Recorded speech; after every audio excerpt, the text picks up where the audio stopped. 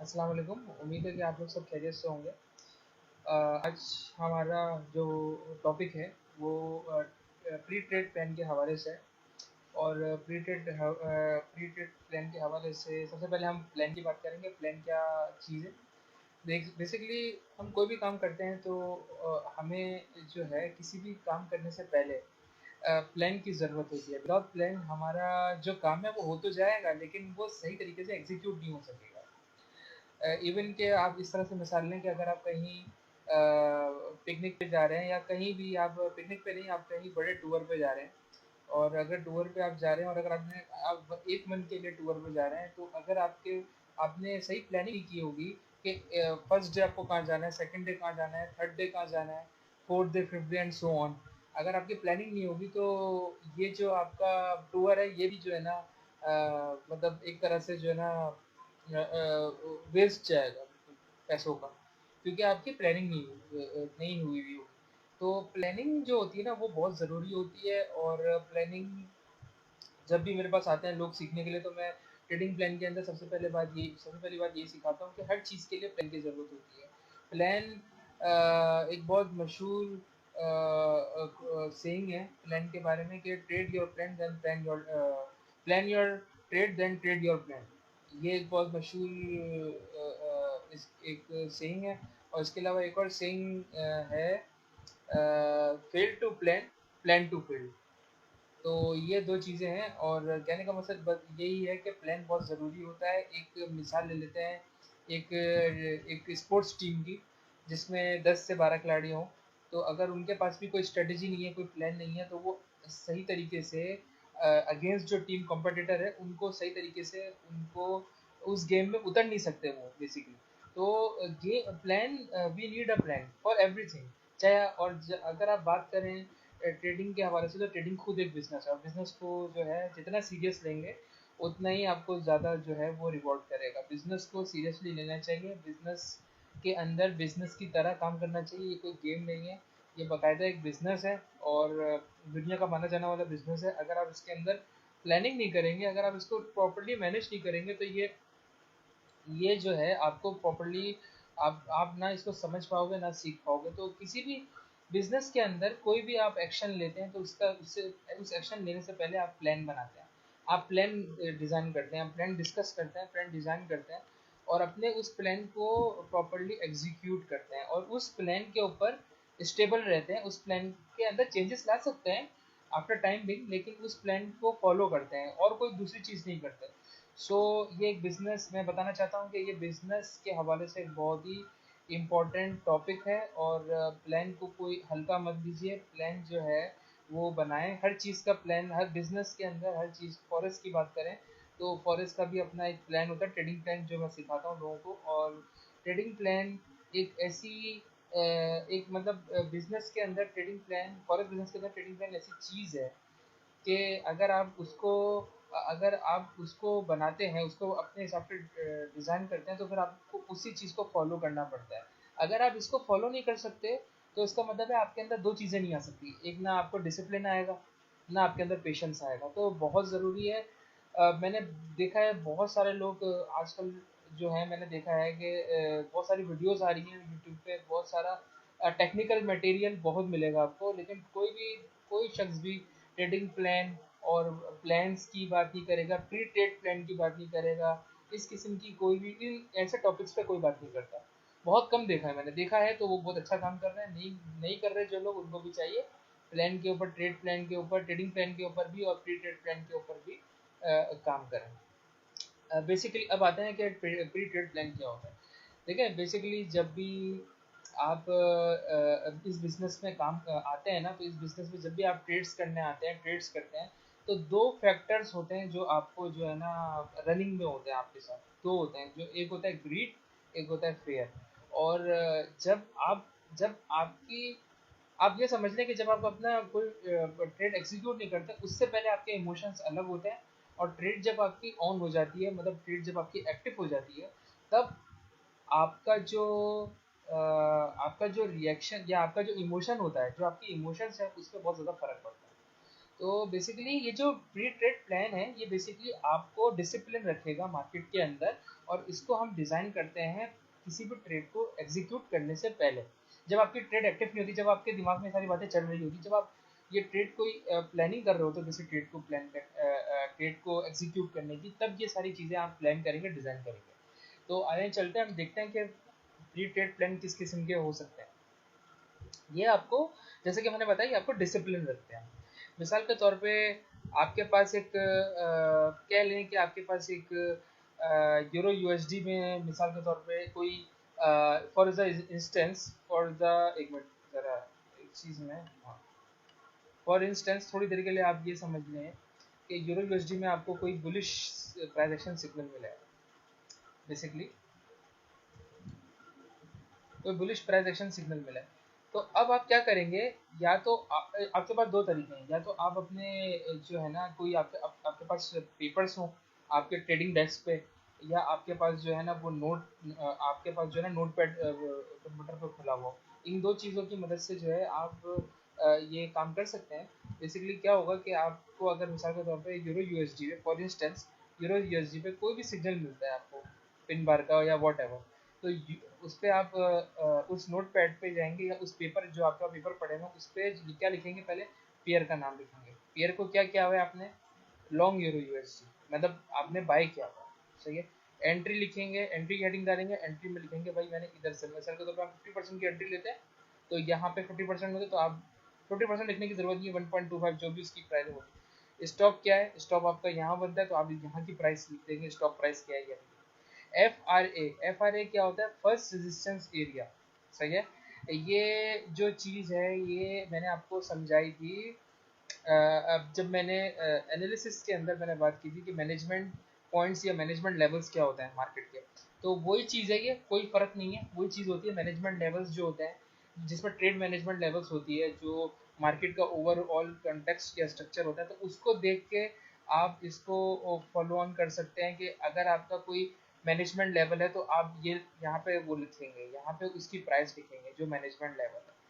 अब इसके बाद क्या करेंगे, आप फिर क्या करेंगे, आप अपना फर्स्ट टारगेट लिखेंगे, यानी आपका फर्स्ट टारगेट क्या है, सही है। उसके बाद सेकंड टारगेट, अच्छा ये डिपेंड करता है, ये भी जो पूरा ये बना हुआ है ये भी डिपेंड करता है कि आपका जो है ना वो बेसिकली आपका आपका रूल ये है।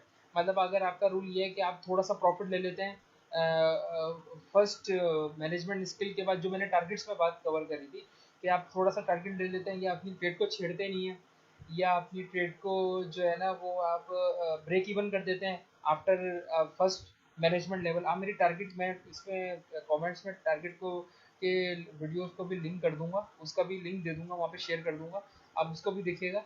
तो बेसिकली आप अपने हिसाब से थोड़ा बहुत चेंजिंग कर सकते हैं, लेकिन ज़्यादातर यही रहेंगे आपके। पेयर रहेगा, सबसे पहले एंट्री रहेगी, स्टॉप रहेगा, स्टॉप प्राइस लिखेंगे। उसके बाद आप फर्स्ट रेजिस्टेंस एरिया या फर्स्ट सपोर्ट एरिया FRA या FSA लिखेंगे। अगर आप मैनेजमेंट लेवल्स को यूज़ करते हैं, सही है। फर्स्ट टारगेट लिखेंगे, सेकंड टारगेट लिखेंगे, और उसके नीचे सबसे जो ज़रूरी चीज़ है, जो मैं समझता हूँ इसका जो एक रू है इस चीज़ की, वो ये कि वंस नोट लिखेंगे, उसमें लिखेंगे वंस प्राइस मूव्स, अगर आपके ये रूल के अंदर है तो आप लिखेंगे once price moves higher into the FRA I will move the whole position to break even to protect capital but will not take any profit. I have two profit targets for this plan which are listed above. आप जो भी चीज़ ऊपर लिखेंगे ना उसके बारे में आप यहाँ लिखेंगे। मिसाल के तौर पे अगर मैं आपको मिसाल दूं कि मैं इस मेरे पास एक अगर वो है, मेरे पास एक सेटअप है यूरो यूएसडी पे लॉन्ग का। अगर मेरा एसएल यहाँ लगा है और मेरा जो एंट्री है वो यहाँ है 50% पे, तो मार्केट अगर जा रही है, मार्केट में ट्रिगर कर गई है और मार्केट ऊपर जा रही है, तो अगर मैं अपने एसएल को मूव नहीं करता और मैं रूम देता हूँ अपने ट्रेड को कि वो मैं ब्रेक इवन नहीं करता और रूम देता हूँ अपने ट्रेड को कि वो मूव कर सके, तो मैं यहाँ लिखूंगा कि मैं I will not move my SL to break even and I will let it I will give it a room. और इस तरह से मैं लिखूंगा और मैं उस चीज़ को जो है प्रॉपर्ली यहाँ लिखूंगा और मैं उसके अंदर बताऊंगा कि 1 आवर पे अगर मेरा प्लान है। आपका जो प्लान है आप अपने हिसाब से फॉलो कर सकते हैं जो आपको सही लगे, लेकिन किसी भी प्लान को आप लेते हैं, किसी प्लान में जो भी आपका क्राइटेरिया उसको प्रॉपर्ली आप उसको प्रैक्टिस करें 2 to 3 मंथ्स, और उससे आपको पता चलेगा कि आपका एज उस रूल्स के साथ कितना ज़्यादा जो है ना अफेक्टिव है। तो इस तरह से जो है आप इसको बेसिकली करेंगे। और अगर मेरा जैसे मैं तो एसएल को मूव ही नहीं करता जब तक वो 2 बार तक ना चले हुए, बेसिकली मेरा ये रहता है। तो मैं मेरा रूल ये, तो मैं यहाँ लिखूंगा कि मैं जो है अपना एसएल जो है ना वो मूव नहीं करूँगा एंट्री पे, और मैं अपनी ट्रेड को चलने दूंगा। और फिर ये सेव कर लेना है आपको, ये जो आपने बनाया है या आप पेपर पे लिख रहे हैं अपने हैंड राइटिंग में, तो आप उसको भी अपने पास रखेंगे। और अगर आप नोट पैड पे नोट कर रहे हैं तो फिर आप उसको जो है सेव करके रखेंगे, और इसी चीज़ को जो है वो अपने इसी चीज़ को फॉलो करेंगे। बेसिकली इसका मतलब ये है लिखने का कि आप जो आप लिख रहे हो उसके ऊपर आपको डिसिप्लिन रह के उसको अप्लाई करना है, उसके ऊपर उसको फॉलो करना है, स्ट्रिक्टली फॉलो करना है। तो लिखवाने का मकसद यही है, और इसी को प्री ट्रेड प्लान कहते हैं। ट्रेडिंग प्लान के ऊपर भी मज़ीद बात की जाएगी कि मैं अलग से वीडियो बनाऊंगा ट्रेडिंग प्लान के बारे में भी। लेकिन प्री ट्रेड प्लान जो है ये बहुत ज़रूरी है, और ये बहुत अच्छी एक तरकीब है लोगों को डिसिप्लिन रखने की, कि वो अपनी ट्रेड के साथ मेडलिंग नहीं करें, वो अपनी ट्रेड्स को जो है वो छेड़छाड़ नहीं करें। इसी तरह से मैं आपको कुछ और एग्जांपल दिखा देता हूँ इसकी। जैसे कि एग्जांपल, सेकंड एग्जांपल है शॉर्ट AUD NZD, और इसमें AUD NZD पे शॉर्ट लिया है इस पेयर पे। एंट्री ये है 1.45 और स्टॉप प्राइस ये बताइए। इन्होंने नीचे इसी, ये पेज कंटिन्यू है, नीचे लिखा हुआ है फर्स्ट FSA का क्या मतलब है, फर्स्ट सपोर्ट एरिया 1.38। किसी को first support area first resistance area नहीं समझ में आया तो मुझसे कमेंट करके पूछ सकता है। और टारगेट, फाइनल टारगेट लिख दिया, टारगेट बनता है 1.130। अब ये अपने रूल्स बता रहे हैं, नोट्स में रूल्स बता रहे हैं। Once price moves into FSA I will take 50% profit and will move the other 50% of the trade to break even. I will then look to take the other 50% profit off at 1.30. Your pre-trade plans should be as detailed as possible. All you want to have to do as the trader is carry out the plan. Once the trade is placed, your job as a trader is to carry out the plan. Plan your trade and then trade your plan. इसका क्या मकसद हुआ कि ये लिखवाने का मकसद क्या है बेसिकली, कि आपको जो है ना वो प्रॉपरली जो है ना डिसिप्लिन रहना है, और इस डिसिप्लिन के साथ काम करना है। अगर जितना आप डिसिप्लिन मार्केट के साथ रहेंगे उतना ही ज़्यादा मार्केट आपको जो है ना रिवॉर्ड करेगी। सो इस चीज़ को स्टिक रहना है और इस चीज़ को अप्लाई करना है। और आप इसको 2 से 3 महीने अप्लाई करें और फिर मुझे इसका रिजल्ट बताएगा। आप हैरान रह जाएंगे कि आपकी जो वो रहेगी, आपकी जो प्लानिंग रहेगी उससे आपकी ट्रेड पे बहुत ज़्यादा अफेक्ट पड़ेगा, क्योंकि आप एक ही प्लान को एक ही तरीके से फॉलो कर रहे हो। इसी तरह से ये मेरे ख्याल है ये लास्ट एग्जाम्पल है, और इसमें बताया गया है कि कोई भी पेयर होगा XYZ, कोई भी फॉर एग्जांपल उसको शॉर्ट किया है, short XYZ from bearish pin bar.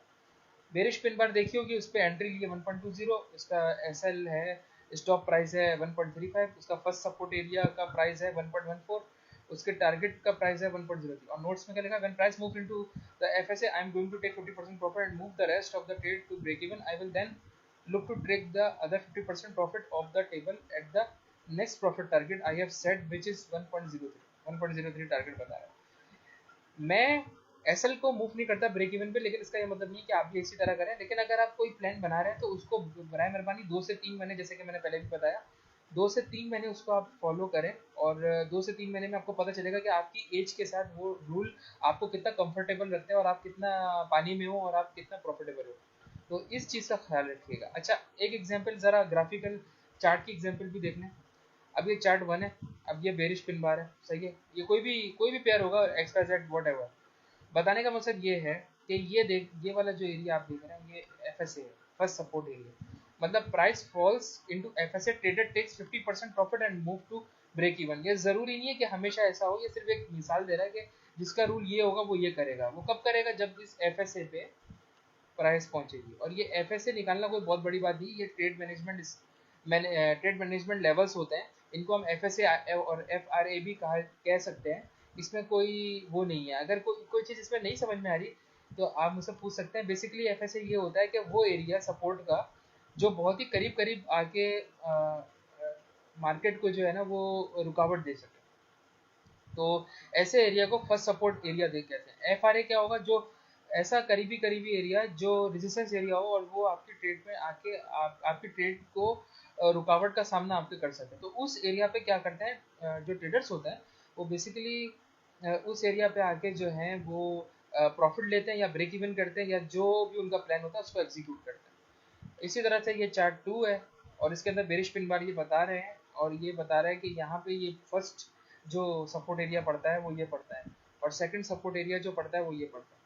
तो ये फाइनल टारगेट है और ये फर्स्ट सपोर्ट एरिया है। तो ये जिस तरह से इस सपोर्ट पर आया, तो मार्केट ने जो अगर ये यहाँ पर आता है तो फिर जो भी इनका प्लान है वो इसको फॉलो करेंगे। Price move into final target and traders check full profit. अब यहाँ पे ये क्या बता रहा है कि मार्केट के अंदर ट्रेडर ने इसको भले चलने दिया और इसके अंदर कुछ भी नहीं किया और डायरेक्ट फुल प्रॉफिट इधर ले लिया। सो ये चीज़ें होती हैं, ये आपको वक्त के साथ साथ आएंगी, लेकिन इनको प्लीज़ आप फॉलो ऑन करें। और ये जो डॉक्यूमेंट है ये पूरा आपके पास पड़ा हुआ है जोनाथन फॉक्स का। ये एक अच्छी चीज़ थी, मैंने कहा शेयर कर लूँ। ऐसी कोई चीज़ भी जो है वो नील फ्रेड के कोर्स में मैंने नहीं देखी, लेकिन वो ये ज़रूर कहते हैं कि जर्नल बनाएं, और जर्नल के अलावा आप कुछ रफ पेपर्स अपने पास रखें जिसके अंदर आप ये चीज़ें लिख सकें, और लिखने के साथ साथ आप उसको फॉलो ऑन कर सकें। तो ये बहुत ज़रूरी है। तो उम्मीद है कि ये चीज़ आपको पसंद आई होगी, और ये चीज़ जो है इसको आप प्रॉपरली जो है आप इसके ऊपर इसको फॉलो करेंगे, इसको अप्लाई करेंगे, और मुझे 2 से 3 महीने बाद जो है जो भी है आप 2 से 3 महीने इसको अप्लाई करें और मुझे इसका रिजल्ट बताएं। ये आपको डिसिप्लिन रखता है बेसिकली। आप डिसिप्लिन रहोगे मार्केट में तो मार्केट आपको रिवॉर्ड करेगी। आप डिसिप्लिन मार्केट में नहीं रहोगे, आप मार्केट के अंदर अनशंट अगर ट्रेड लगाओगे तो ये बिजनेस कभी भी आपका नहीं होगा। सो उम्मीद है कि ये छोटा सा ट्यूटोरियल आपको अच्छा लगा होगा, छोटा सा टॉपिक आपको अच्छा लगा होगा। इसको फॉलो ऑन कीजिएगा और इंशाल्लाह फिर एक बार मुलाकात होगी। अल्लाह हाफ़िज़।